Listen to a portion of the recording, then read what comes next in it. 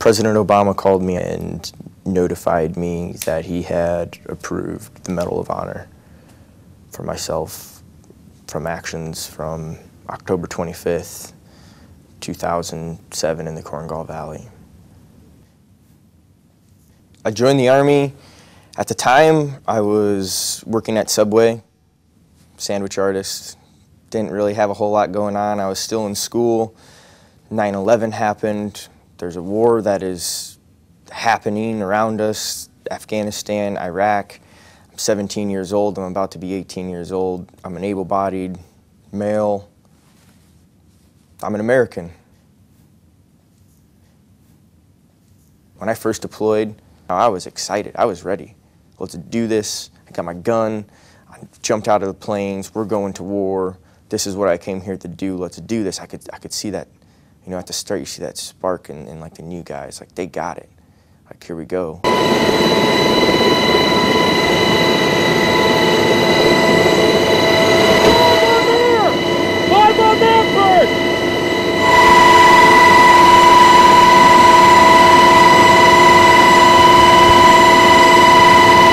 You know, when I got there, I knew that I had a very, very aggressive bunch. From Iraq and from Afghanistan the previous time, their reputation preceded them.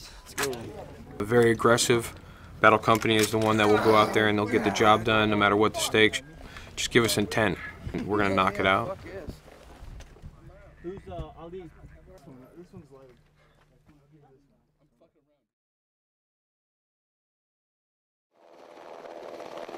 The Rock Avalanche, we went up to the Talisar and Abascar to be in basically blocking positions to prevent the enemy from coming from the Korengal Valley, where they all freaking were, so the chosen company could check out some villages that we had never been to. And yeah, I knew there was bad guys there. I knew they were going to come at us. We knew that they were coming at us because they were down in Landigal. OP Restrepo was seeing them down in Landigal. I knew they were coming the whole time.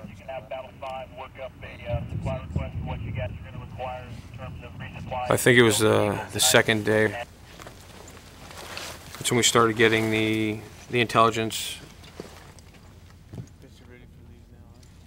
that they were, you know, we could hear them whispering. They were so close to us, they were whispering on their ICOMs, otherwise it'd give away their position. And then we ended up getting attacked on the third afternoon. I've got guns coming in on 5-1. I've got guns coming in on 4-0 as well. Break. We were close. I was sitting there with Brennan because we all had our own positions. We started hearing the stuff come in over the radio, and it's just blowing our minds. These guys come up on a steep hill and are able to get on Sarnreis and Sarnrugel and Sarn Vandenberg. It's not your fault, dude. There's nothing we can do, bro. WIAs, hearing that someone's not answering the radio, hearing that they can't get to someone else. Hey, sit down. Where the bad guys at? We're gonna take those 2 action down there. We push up the Abascar, we're moving south down the Abascar, but they stop us, we set in, helicopters start coming into the valley.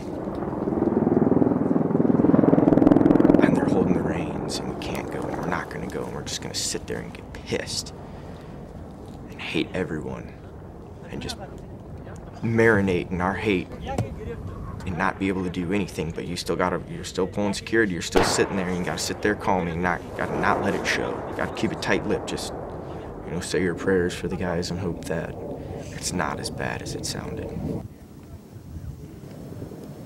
I believe that they will be moving from the Landigal Spur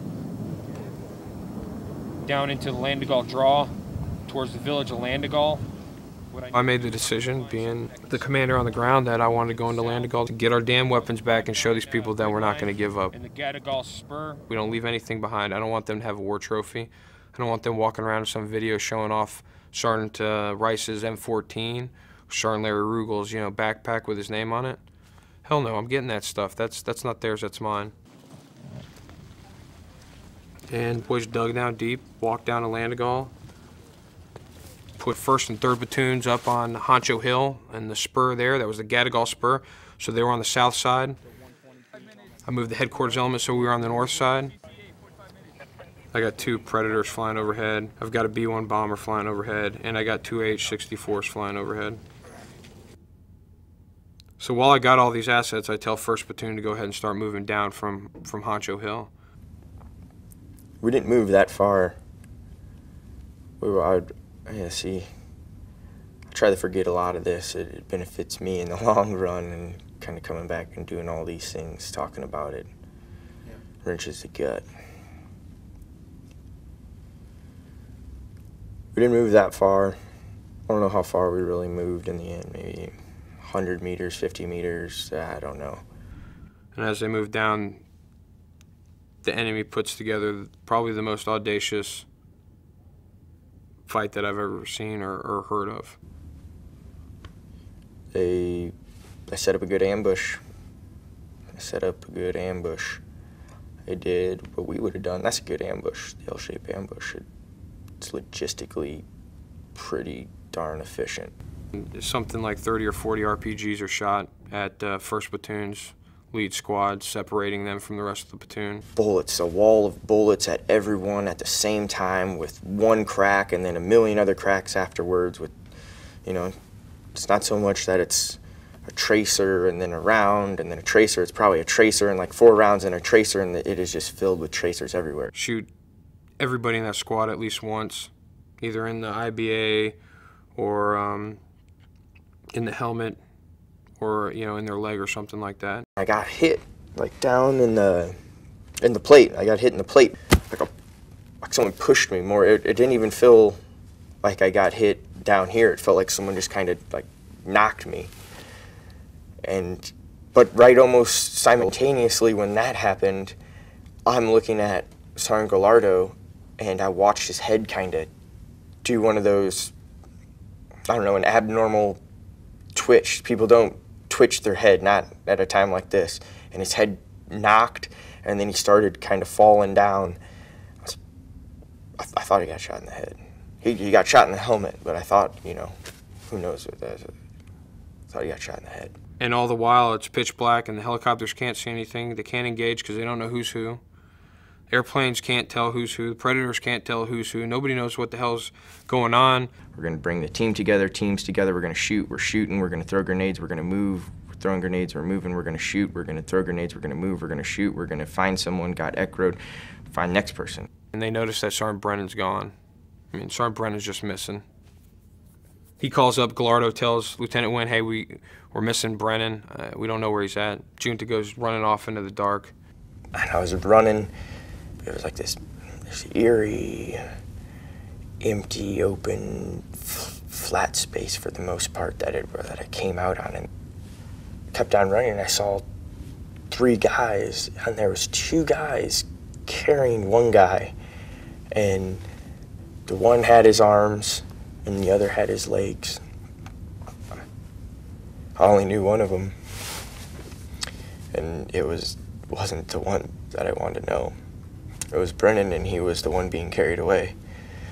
So just fucking running and shooting, trying to close the gap with him. I shot at both of them. I killed one, I guess, at the end, but the other one I shot the shit out of. I tried to, but didn't see him, and by the time my magazine was already empty, I was at Brennan.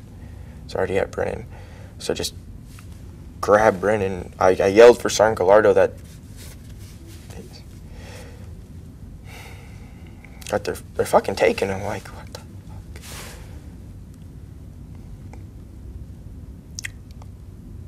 fuck? Yeah. Junta ends up killing 2 guys and wounds 1 other, and repatriates and gets his buddy Sergeant Brennan back. Shot 8 times, and the guy's still breathing. They bring him back. Helicopters come in, and they're doing great stuff.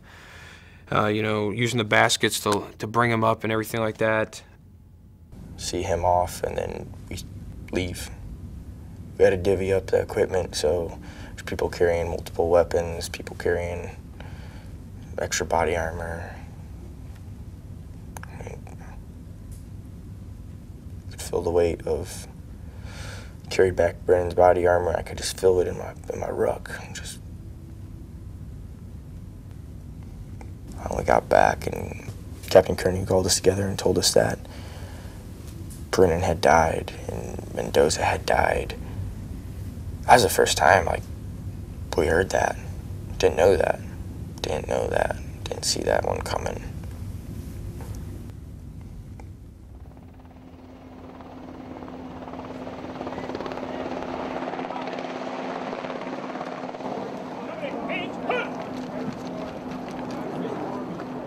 Gallantry in action on 25 October 2007 during support of Operation Enduring Freedom, while assigned as a squad leader in Battle Company, 2nd Battalion, 503rd Infantry.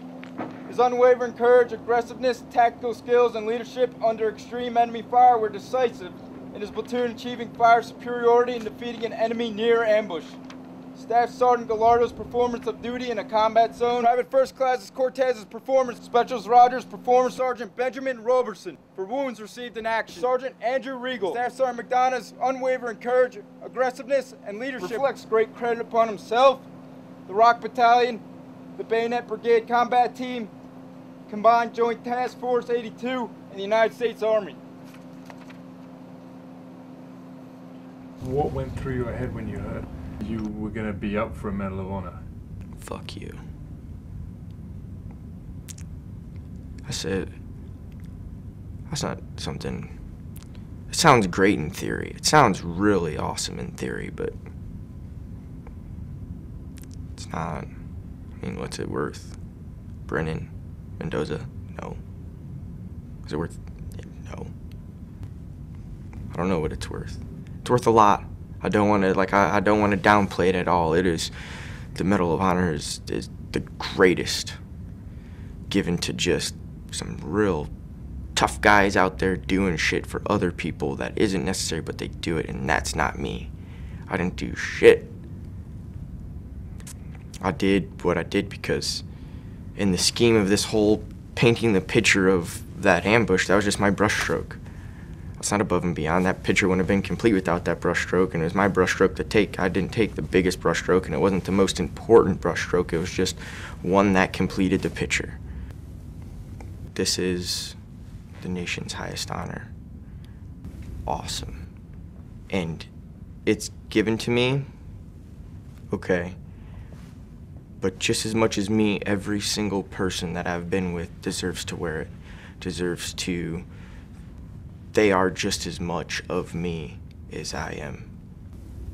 Out of all these people that I've been with, out of 2 combat tours, I'm sitting here in the studio with you right now, and Battle Company, 2nd of the 503rd, the 173rd is out there doing it again, just being brave. My name in lights doesn't look that good, but if I can bring everyone else's name with me, then cool. I think that looks pretty good with everyone else's name there.